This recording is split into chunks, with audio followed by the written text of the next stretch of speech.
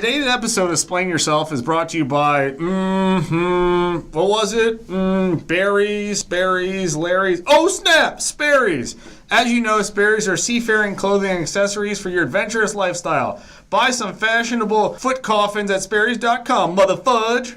Thanks, Michael. You're welcome. Welcome to Splain Yourself, everybody, the podcast that gives regular people a chance to explain their actions or beliefs. I'm Sarah, doing the backstroke in my pool full of ditty bread, just like Scrooge McDuck. And as you know, I'm Michael, and I spread love. It's the Brooklyn way. We have today with us an extra special guest. He is the chief of our zany zoo, Mr. Rick Schwartz. Thanks for being here, Rick. Thanks for having me, folks. When did I become regular?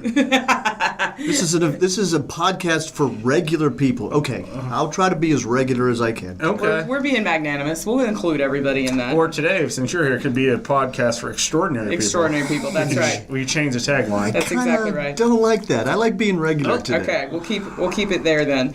So our topic today is love.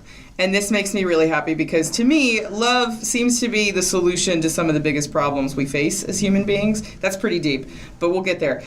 First, Mr. Rick, tell us a little bit about yourself and how you developed your ideas about love. Well, sounds like an odd topic coming from someone with a background of mine. My background, I spent 30 years in the United States Army in the military doing warfighter stuff, going to creepy places, and sometimes having to do tough work. After that, I got into education with these just odd people called Nexters. And I'm the principal of this beautiful place of magic. It's like lightning in a bottle. And I don't think that there's a better place that love can be demonstrated than right here at Next High School. It's pretty cool. But so in 1967, the Beatles came out with a great song called All You Need Is Love. And I was 5 years old back then. Not to say how old I am today, but I was still a young person back then. But I guess don't worry, people are generally bad at math, so you're safe. That was 28 by my count. Is that bad math? I don't even know. Yes, I am 28. No, but what a cool idea that all you need is love. But I will say that love is transformational. What does that mean? About 5 months ago, our daughter had a son, so I now have a grandson. So I'm the Papa Bear around our family. And when that event happened, it caused me to sit back and reevaluate a lot of things. One of the things that helped me to better understand is how love has transformed throughout my life for the last 56 years. And I look at it from a variety of different positions. I think I first discovered the love within my family with relation to my mother and father, who are both just key figures in my life today. And I love them dearly. But there's a particular type of love that you have with your mother and father, and it's a respectful love that's foundational. It's that early love. And then you go through another phase in your life where you find that special one and you get married. And you have this whole new perspective on love again. It's love that's centered around journey, adventure. There's a spiritual component to it.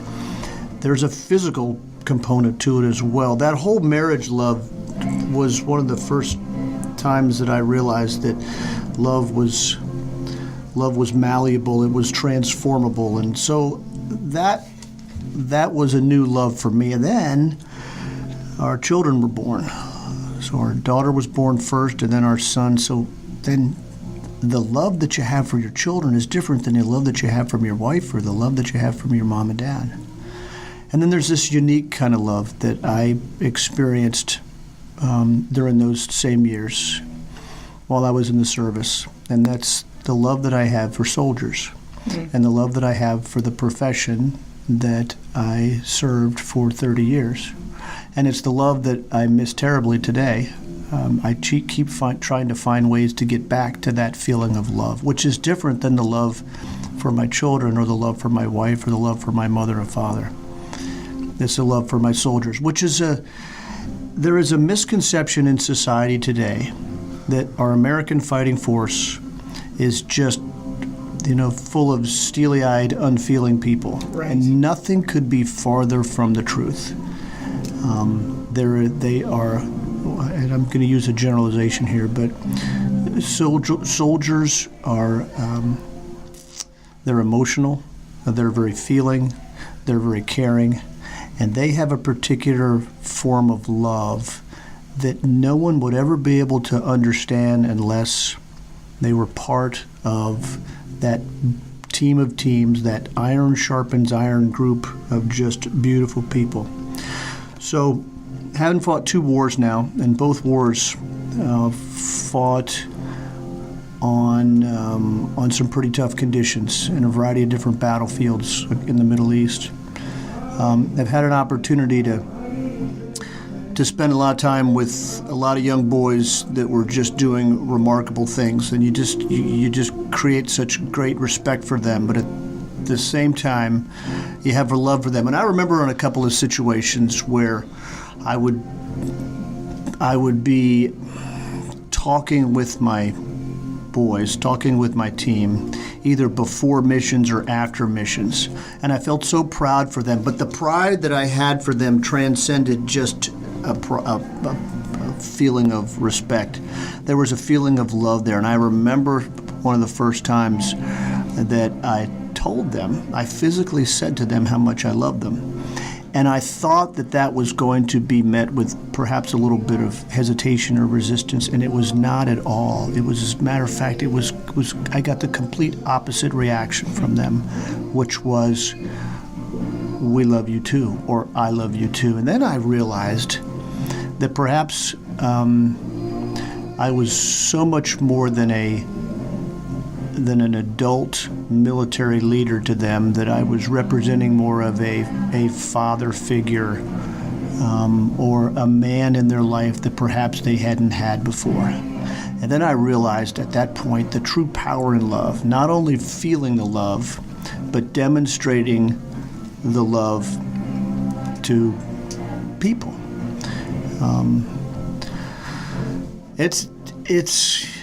It's a tough thing if you let it be tough. I have said on numerous occasions, even to the teachers and the kids here, and how much I love them. And sometimes I'll say it in a sentence that it almost feels like it's covered up with other words. But the reality is, love can get you through so many challenging times.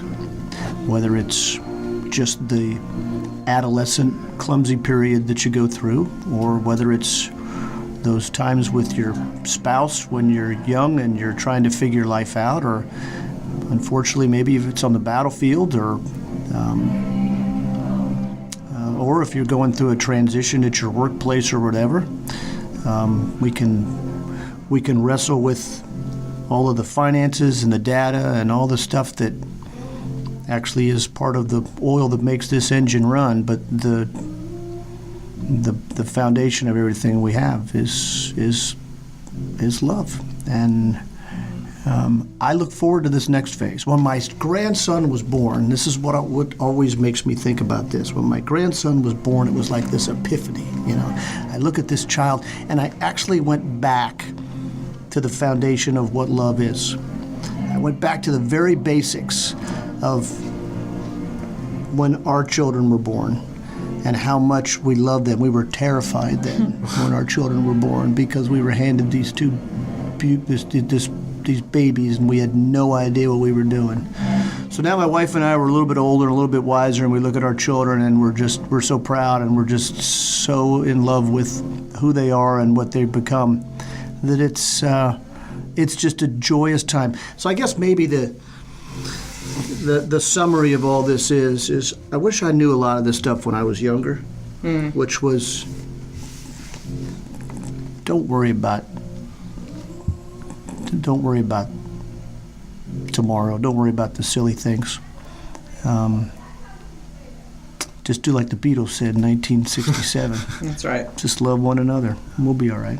That's an odd topic coming out of my mouth. I know that probably is. It's a little freaky for some people, but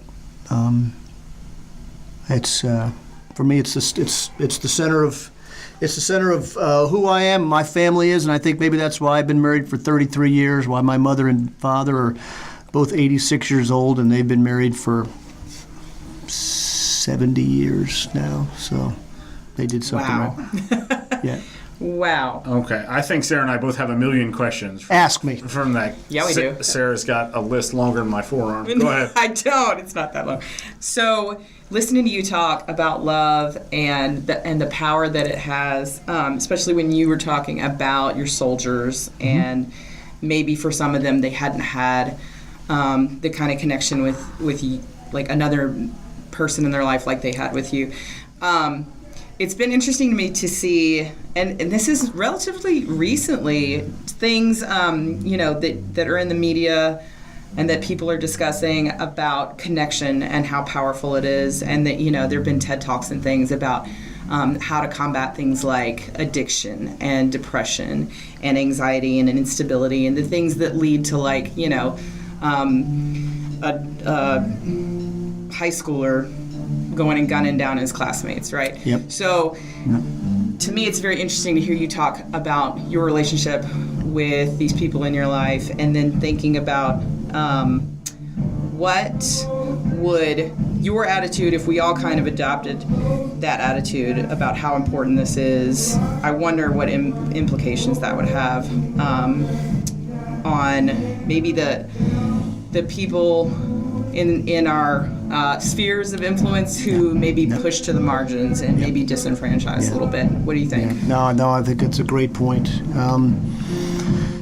I think that if sometimes I can be reactive instead of proactive. It's very easy for us to be critical and look at what's wrong with the situation, and sometimes we can just sit back a bit more and be more understanding and be more forgiving. And it's for me, that's if you take a look at some of the things that are going on in school today is with kids that are being disruptive. We got two choices to make. One, we can create a response to that bad behavior, or number two, we can take a look and see what's causing that behavior. And I think that's one of the beautiful things that we've got here at school. We have such a close family of people that we know every kid, we know virtually every parent, and we have a capability to make a difference in their lives. So we don't have to keep reacting. We can be a bit more proactive. Yes, I think that is awesome, sort of attacking the root causes of these problems. And this the emphasis on love is really tied into your philosophy on leadership. Can you talk a little bit about how those tie in together? Yeah, they cannot be separated. They are clearly tied together. My leadership has transformed over time as well, and I think a lot of it just becomes from age and wisdom and different levels of responsibility. But I have found that the most effective form of leadership is number one is to be predictable, number two is to be technically and tactically competent, and number three is to be compassionate. And if you remove one of those three components from leadership, particularly the compassionate piece, you've lost sight of what's really important, and that's to motivate others. What does motivating mean? It means to get somebody to do something that they wouldn't do under normal conditions. So you're encouraging them, but also to be capable at the same time. So yeah, everything is, for me, it's centered around those core principles, with compassion being at the forefront. So how do you approach somebody like me who's a little more prickly about this kind of stuff and I was not raised in an environment where feelings were high priority. So to have a boss come to me and say, like, Michael, I really love you, I would be like, whoa, I don't even know. It's not even a bad thing. I would just be like, I don't even know what to do here. Yeah, trust me, Michael, I will never tell you that I love you, one thing. But number two, you don't need me to tell you in order to feel that there is appreciation, respect, or even love in the room. So it's not often what you say, it's how you present yourself in a certain situation. So I want to be presented in that light, rather than having to be, I will tell you, when I was with my soldiers, everywhere we were, when I was off, when I was not exemplifying those characteristics that they expected, doggone it, they let me know. And I appreciate that. I appreciate that deeply. And that's another demonstration of their love as well. Demonstration of love doesn't necessarily mean saying to someone, "Hey, I love you," because that has become a common phrase that's often, I don't know, just devalued. Yeah, it's devalued. It's like the word passion, and it's like the word transparency. They become overused. But the actual demonstration of compassion and love and caring are wordless. I'd agree with that. It's not what you say so much as what you do. Right. This Or is true. even further, actions, right? Sure. Actions. Absolutely. Actions. And conversely for you then, this doesn't mean that when I screw up, which may occur daily, that there is no discipline for that, right? Absolutely not. But there can be compassion and discipline as well. So no, absolutely, Michael. On those numerous occasions where you have messed up, happens frequently. I look forward to those in the future as well, so I can show you more and more compassion. That's right. Oh man! So Michael, you and I have worked a few places in our lifetimes. We have. We've had, I would imagine, a variety of different bosses. Sure. What's your favorite leadership style, and can you kind of compare it with what Rick's talking about? So the thing I really look for in a boss, just generally, is a mentor. Some people really, they do well with being screamed at, and like that motivates them. I don't know who. I could not be any less that way. Right. So I feel like that's belittling and makes me very angry. What I need is somebody to push me through the thought process of my mistake and then how do we fix it. So if this becomes an intellectual problem, it's no longer a reflection on me as a human being. Sure. What it is we are problem solving to fix this problem. And it's an interesting challenge. It's like a learning experience. My goal as a subordinate, and I've discussed it with Rick before, is always to be able to get into the head of my superior as fast as possible. Not so I can infiltrate their password or whatever. Right. But so I don't have to be a constant bother to them. Right. So I don't want to have to come to Rick or my supervisor every 20 minutes with some kind of judgment call. I want to absorb their judgment. Absolutely. And then do it. And then if it goes wrong, I'll deal with it. Right. But that alleviates a lot of burden for everybody else when you don't have to babysit Blum all the time. Sure. This went so well for me at the University of Memphis. My advisor, whose name I won't reveal, would let me sign forms for him as long as I told him, which fantastic. Actually gives you a lot of power if you think about it. But because after 5 years together and a lot of time and really getting to understand, and that's sort of the process I look for. Sure. But generally, I am very low maintenance and very independent, and so. Yeah, I feel like I am too, and I think where we differ is I enjoy having more feedback and communication. Like, you could go meetingless for all 9 months of the school year, all 10 months, and you'd be fine.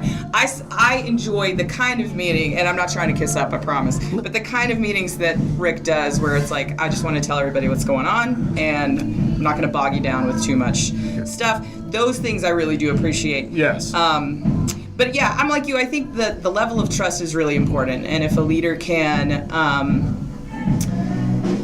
set his troops, as it were, up for success by empowering them to do, because you honestly don't have the time. You can't manage every little thing.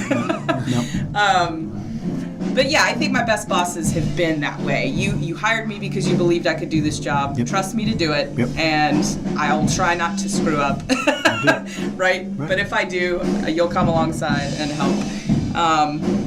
Yes. So how do you love employees that you don't necessarily like or are not competent? Very good. Because you can be unlikable and competent. This applies to your own kids sometimes too. I've heard. Yes, it does. Or you can be very likable and not competent. Right.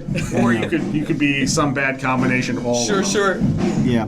I think this goes back to it's it's how you act. It's your it's what you represent as a leader, as a principal, as someone in a position of responsibility. I have worked with quite a few people who I found it very difficult to love. But what I didn't want to do is I didn't want to change my personality, my disposition, my leadership, because I was finding it difficult to love them. I still needed to be consistent. I needed to be. I needed to demonstrate those core values that I stood for at the beginning. I think we all have a red line, and that red line is that line of integrity. And we have to know that we're going to hold firm on that red line even when we're challenged. And those people sometimes that we think are, I won't say unlovable, but they're difficult to love. Yeah. They can cause us to cross that red line if we're not careful. So if we keep that in sight and we hold firm and we say that is the line, and that crossing that line, no, that's not going to happen on my watch, then that helps us to just stand firm. That resonates. I mean, teaching for 15 years now. I mean, I could say that that's exactly how it goes with students. And you're going to have at least one that presents that love challenge on a daily basis. I know. Yep. I know.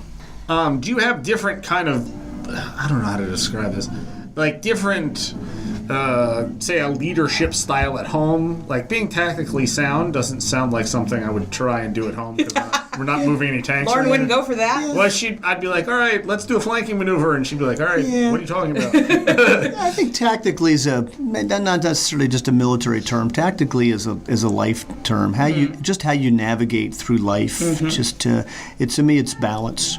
It's how you navigate through your spiritual, emotional, and physical life. I know when I'm out of balance because my wife will let me know when I'm out of balance. So do I have a different... I am the same person at work as I am at home, but if you came to my house and you saw me at my house, I wouldn't want you to say, "Oh, that's a different guy at work than he is at home." What I'd want you to say is, he's consistent. He loves his family, he loves his children, he loves his job, he loves the people he works with. Good days and bad days, sure. But I want to be consistent. I owe it to everyone, to include my family, that I'm consistent. But I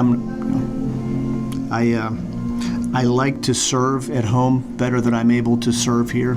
So when I serve, I love to do things for my wife and my children and my neighbors at home. And pace is not nearly as fast as home as it is here. Yeah, I can imagine. Yeah. Yeah. Do you think that part of the sort of special type of love you had with the soldiers was because it was such an intense situation? Like, we cannot replicate that literally anywhere else in the world. Yeah.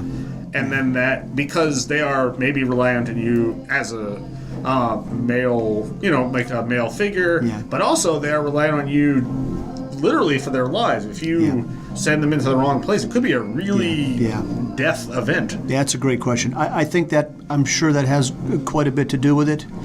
But I will also tell you, I think there were some times in a non-combat environment where I still felt not only the love for my profession and for my service, but also for the people that I worked with. And like I said, it wasn't necessarily a verbal statement or commitment of love, but it was just that outward thing that you do to let them know that you care for them, you're gonna support them, and you'll go that extra mile for them. Sure. Do you think, sort of further down this path, you only served in units that had guys, right? This is before the Army was integrated by gender? No, that was in the 1940s and 50s. I was in the 60s, and actually I was in the 80s and 90s Army. So the reason that I've served, I always say boys, the reason that I say that is because I was in a particular branch of the service, which was tanks and infantry that were only men. However, I had different opportunities throughout my career to work in different spaces with women. I was the commander of Fort Knox from 2008 to 2011, and I had 3,500 employees, 41,000 people on the post. So there was a lot of men and women on there as well. So during the hard fighting times, I only served with men. During those garrison or non-combat times, there were men and women in my team as well. And do you find there's a gender difference? I've often heard that men bond through activity, and women bond more through like social interaction. You find that there's a difference? Yeah, I don't know. I'm probably not the right guy to ask about that, having only served with males during those aggressive or physical times. But there's probably a case for that as well. So yeah, I could. My guess would be that if you'd had a woman in that crew, that it would have been no different for her because she kind of signed up for the same reasons and was there, and the camaraderie would have been there, right? I wonder if it just has to do with the particular activity. And that's another misnomer of the force today. That if you turn on the television, you'll hear that there's non-support for women in the military when it comes to combat branch. That's not the case at all. Right. The military, those that serve, it's not even a part of the conversation. So. Well, speaking of men and women, our next episode is going to be about marriage, and So what I would love, Mr. Rick, is if you would sign us off of this episode with maybe your go-to piece of advice for married couples, because you've got way more years than Michael and I do. Maybe not way more. Yeah, I got way more. 33 years I've been married. So more than double my years. We're coming up on 4 years. So. Yeah. So, if you could only tell us one thing to take back to our marriages, what would it be? So a couple of things that work real well for my wife and I. We talk quite a bit. Well, first of all, we don't distract ourselves with technologies. We try not to distract ourselves with technologies. We want to continue to have that personal, private conversation in the evenings, in the mornings, whenever it is. Try not to sweat the little things, but defining what little things and big things are can sometimes be a problem. Mm-hmm. And then my final tip, and I know this is an odd one, and I probably shouldn't share this, but my wife and I, we still do very simple things that we did when we were first married. So we hold hands a lot. We're just giddy, silly, pet names, just goofy stuff. Don't let the goofiness go out of your life. Don't try to be too serious, because you know what? Just it ain't worth it. That's good advice. Okay, that's a good way to end this episode, Rick. Thank you so much. Thank you for inviting me. This is awesome. For your time. Yes, thank you, Rick. This was great. You guys are wonderful. Thanks again to our listeners out there. Don't forget to hit the subscribe button and follow us on Instagram and Twitter at @Splain_yourself to get all the latest news and updates. Until next time, don't lose that love and feeling, and always be ready to splain yourself. Yeah!